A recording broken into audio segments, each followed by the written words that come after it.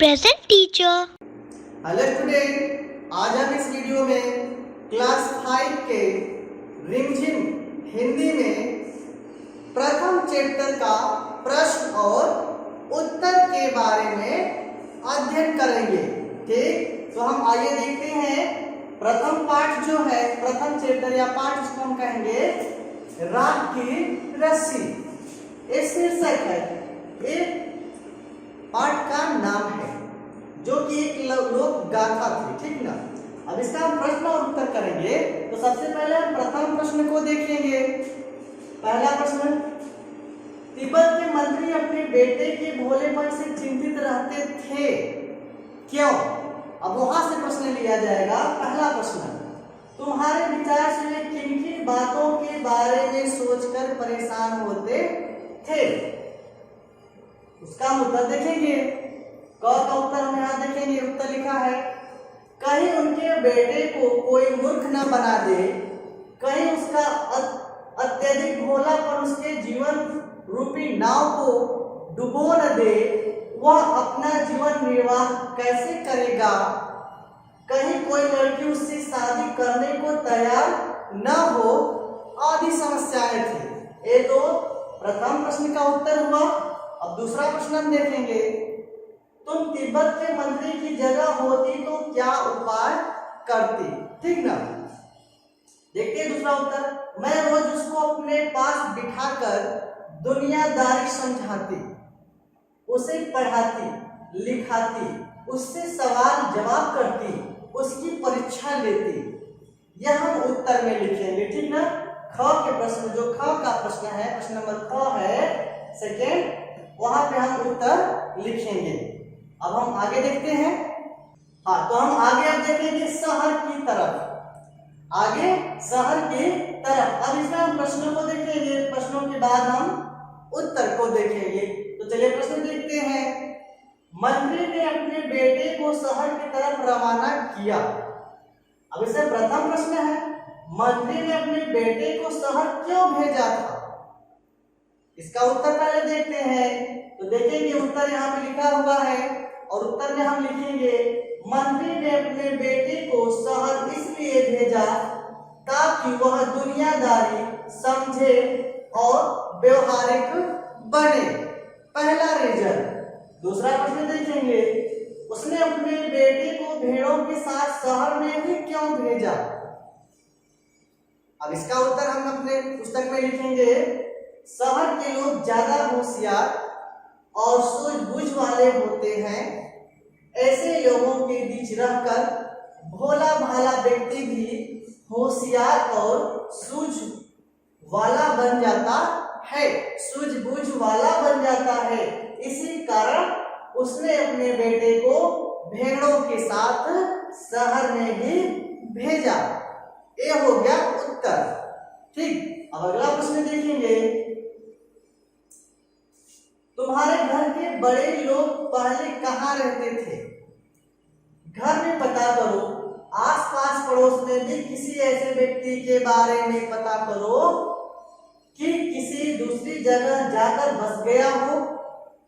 उनसे बातचीत करो और जानने की कोशिश करो कि क्या वे अपने निर्णय से खुश है। क्यों एक पुरुष, एक महिला और एक बच्चे से बात करो। यह भी पूछो कि उन्होंने वह जगह क्यों छोड़ दी। अब इस प्रश्न का उत्तर आप स्वयं करेंगे। ये जो आपका प्रश्न है, इस प्रश्न को आप स्वयं अपनी पुस्तक में लिखेंगे, है ना। अपनी कॉपी में इसको आप अपने आप अर्थात स्वयं लिखेंगे। अब हम देखते हैं। अब हम इसमें अगला प्रश्न देखेंगे कि अगला प्रश्न क्या है। देखेंगे प्रश्न नंबर 1। प्रश्न नंबर 2 है ये, जो एक तरह का अनाज है जिसे कई तरह से इस्तेमाल किया जाता है।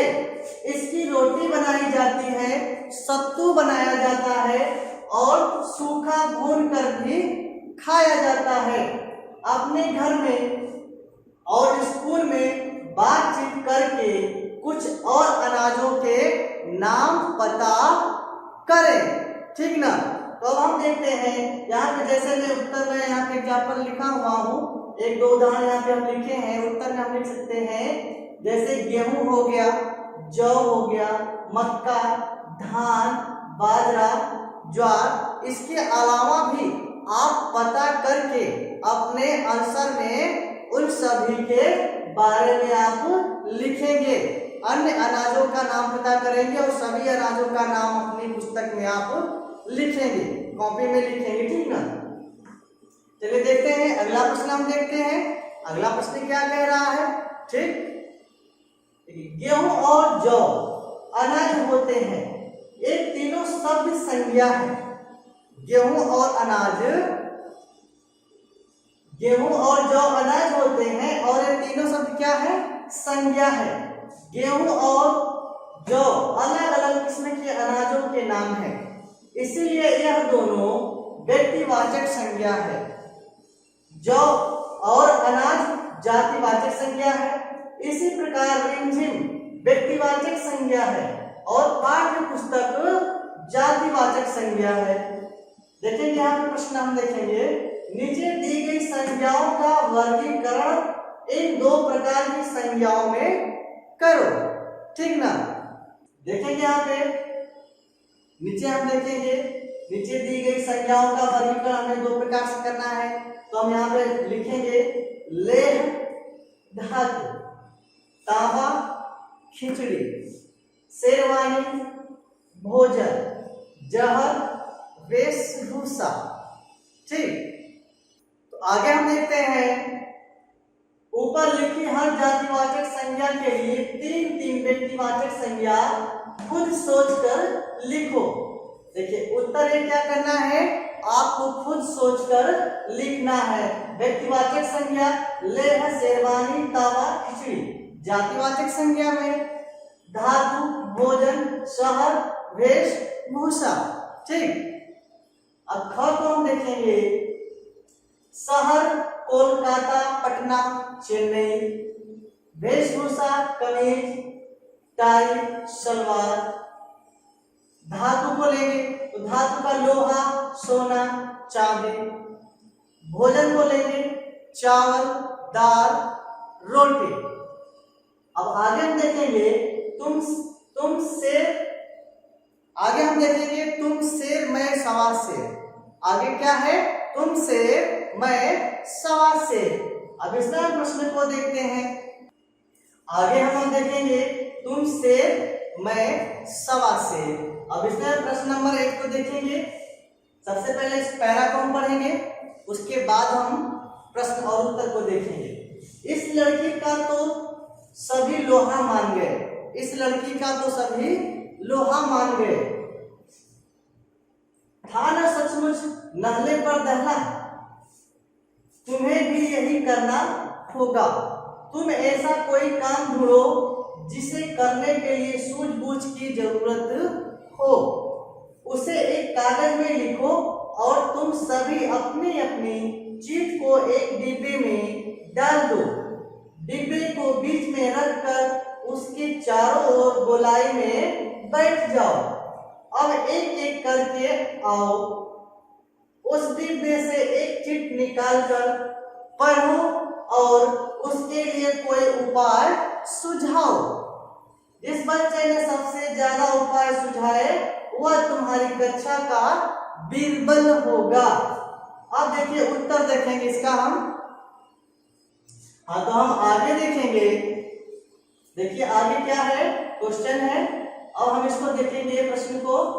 मंत्री ने बेटे से कहा, पिछली बार भेड़ों के बाल उतारकर बेचना मुझे जरा भी पसंद नहीं आया।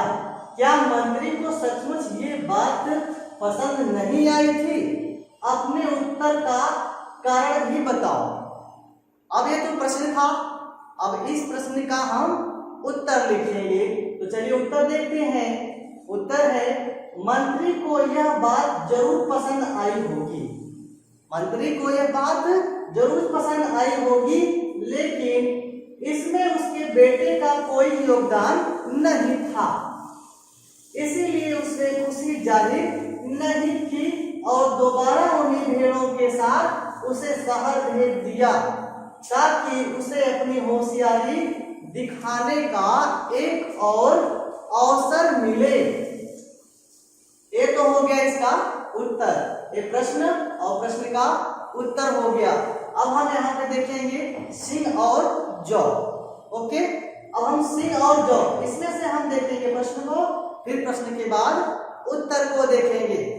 पहली बार में प्रश्न को देखें। ठीक, चलिए आगे देखते हैं। पहली बार में मंत्री के बेटे ने भेड़ों के बाल बेच दिए और दूसरी बार में भेड़ों के सींग बेच डाले।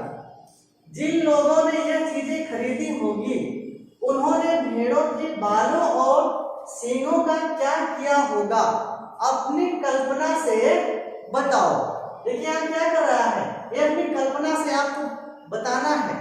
तो उत्तर हम देखते हैं, उत्तर में हम लिखेंगे, ठीक है, भेड़ों के बालों से उन्होंने ऊन बनाई होगी और ऊन से गर्म कपड़े जैसी साल, भेड़ों के सींगों से उन्होंने सजावट की चीजें बनाई होगी। अब आगे हम देखेंगे, ये तो प्रश्न और आंसर हो गया। आगे हम देखेंगे बात को कहने के तरीके। अब बात के कहने के तरीकों को हम देखते हैं, जिसमें हम प्रश्न को देखेंगे। प्रश्न जो है, लोनकोगार का बेटा होशियार नहीं था। इसमें लिखा हुआ है प्रश्न, लोनकोगार का बेटा होशियार नहीं था। अब देखेंगे क को देखेंगे, प्रश्न नंबर क, होशियार और चालाक में क्या फर्क होता है? किस आधार पर किसी को तुम चालाक या होशियार कह सकती हो? इसी प्रकार भोला और बुद्ध के बारे में भी सोचो और कक्षा में चर्चा करो। ठीक ना?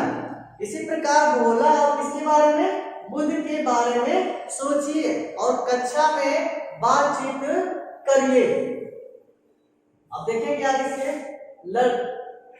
लड़की को तुम समझदार कहोगी या बुद्धिमान? ये प्रश्न है आपका कि लड़की को आप समझदार कहोगे या बुद्धिमान कहोगे। तो चलिए देखते हैं उत्तर हम देखेंगे। होशियार शब्द का प्रयोग सकारात्मक अर्थ में, अच्छे अर्थ में होता है, इसका मतलब समझदार। लेकिन चालाक शब्द का प्रयोग नकारात्मक अर्थ में, खराब या बुरे अर्थ में होता है, इसका मतलब होता है चतुर। ये आपका आंसर हो गया। ठीक, अब हम भोला और बुद्ध के ऊपर टिप्पणी लिखेंगे। देखते हैं, भोला शब्द का अर्थ है सीधा साधा। अगर कोई व्यक्ति भोला है उसका मतलब यह नहीं कि वह मूर्ख है, वह जानकर और पढ़ा लिखा है, वह जानकार और पढ़ा लिखा है, किंतु हृदय से सीधा है। लेकिन हृदय से सीधा है। बुद्ध शब्द का अर्थ होता है मूर्ख या बेवकूफ। क्या होता है? मूर्ख या फिर बेवकूफ होता है। अब नीचे हम देखेंगे, लड़की बुद्धिमान थी। लड़की क्या थी? बुद्धिमान थी। उसने अपनी बुद्धि से एक मंत्री को इतना प्रभावित किया कि उसने अपने बेटे से उसकी शादी कर दी। लड़की बहुत बुद्धिमान थी। बात को कहने के तरीके, अब हम देखेंगे, आगे देखेंगे बात को कहने के तरीके। देखिए यहाँ पे प्रश्न लिखा हुआ है और प्रश्न के बाद उत्तर लिखा हुआ है। ठीक ना? तो पहले हम प्रश्न को पढ़ेंगे और एक एक उत्तर को धीरे धीरे पढ़ेंगे। तो चलिए देखते हैं, नीचे कहानी से कुछ वाक्य दिए हैं, इन बातों को तुम किस तरह से कह सकती हो। अब चलिए ये देखते हैं। चैन से जिंदगी चल रही थी, ये आपका क्या है? प्रश्न है। चैन से जिंदगी चल रही थी। अब इसका हम उत्तर देख लेते हैं। उत्तर में लिखेंगे, शांतिपूर्ण ढंग से जीवन कट रहा था। ये उत्तर हो जाएगा। दूसरा, होशियारी उसे छूकर भी नहीं गई थी। यह दूसरा प्रश्न है। अब इस प्रश्न का हम उत्तर देखेंगे, वह बिल्कुल होशियार नहीं था, यानी बिल्कुल भी चालाक नहीं था। तीसरा देखेंगे, मैं इसका हल निकाल देती हूँ। तीसरा प्रश्न है, मैं इसका हल क्या करती हूँ, निकाल देती हूँ। मैं इसका उपाय बताती हूँ, उत्तर हो जाएगा मैं इसका उपाय बताती हूँ। आखिरी देखेंगे, उनकी अपनी चालाकी धरी रह गई। उनकी अपनी चालाकी क्या रह गई, धरी रह गई। अब इसका हम उत्तर लिखेंगे, उनकी अपनी चालाकी काम नहीं आई। इस प्रकार से इसका हम उत्तर लिखेंगे। तो ए हो गया राख की रस्सी का प्रश्न और उत्तर, जिसे हम पढ़े और उसे समझे भी। तो इसको आप प्रश्न और उत्तर को अच्छे ढंग से आप अपनी कॉपी में लिखेंगे। मिलते हैं नेक्स्ट वीडियो में। Okay, thank you.